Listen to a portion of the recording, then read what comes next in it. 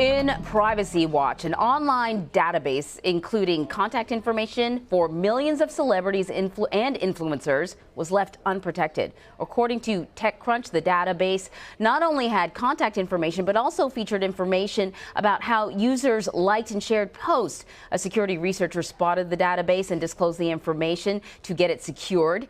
It was then traced back to a social media marketing firm called Chtrbox. So joining me now to explain how this all happened is CNET senior producer Dan Patterson. All right, so how did this happen?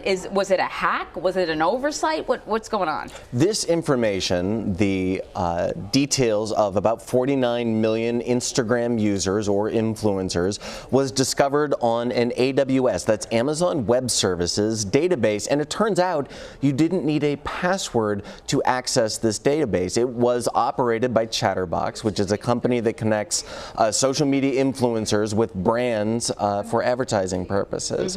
But this database left unsecured, meaning no password, also meant that if you knew where to look, you could download these details or access them. Explain how this all works then. So Chtrbox uses this Amazon service to basically store information?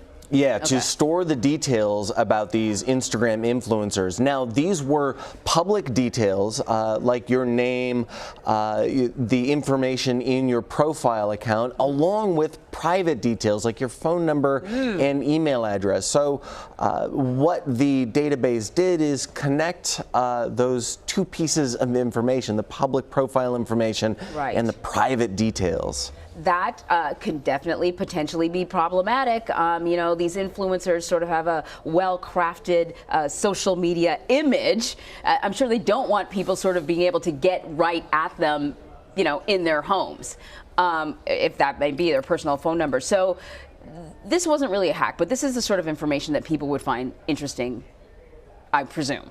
Yeah, and this is the type of information that, air quotes, security researchers, this is a euphemism that we in the cybersecurity world use for hackers, use for a few different purposes. One is to elevate their own profile in the industry and say, hey, look, I'm the hacker or the security researcher who found this information. Two, to sell it.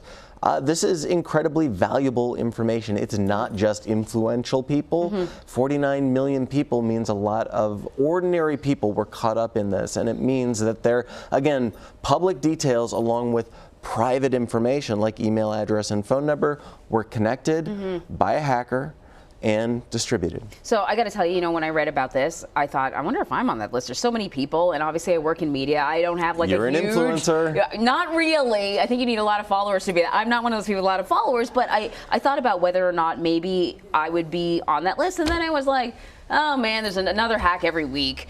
I mean, maybe I'm becoming too complacent, but should we be concerned about this sort of thing? Because it seems like there's another one every week and life goes on. Right. So we need to be very concerned about this cyber burnout, right? Feeling blasé about, oh, there was yet another hack, right? So think about yourself 10 years ago or 15 years ago. If your personal information like your home address, your home phone number was leaked, you would be pretty stressed out because we know there are bad actors out there. So when we have hackers take a look at our information here at CBS News, we often ask security researchers associated with big firms with credibility to look into our details. They're able to find our personal details. And so 49 million people means a lot of your personal home address, phone number, email, that kind of information can be damaging to you in a number of different ways. Okay, you've given me reason to be nervous. You're going to be coming back to make us more nervous a little bit later on in our 9 o'clock hour. We're actually, at 9 o'clock, you're going to be talking about election hacking, right? Give us a bit of a preview as we barrel towards 2020. Yep, we are getting ready for hacking and politics. Lovely, Dan Patterson, thank you so much. Always good to see you.